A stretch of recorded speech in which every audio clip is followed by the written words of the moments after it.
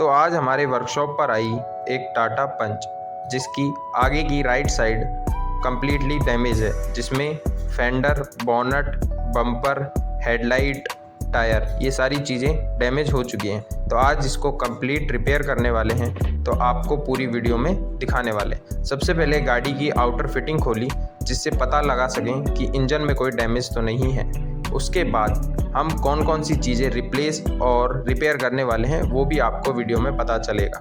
सबसे पहले हेडलाइट टूट चुकी है तो उसको हम रिप्लेस करेंगे। बोनट में हल्का डैमेज है तो बोनट को रिपेयर करेंगे।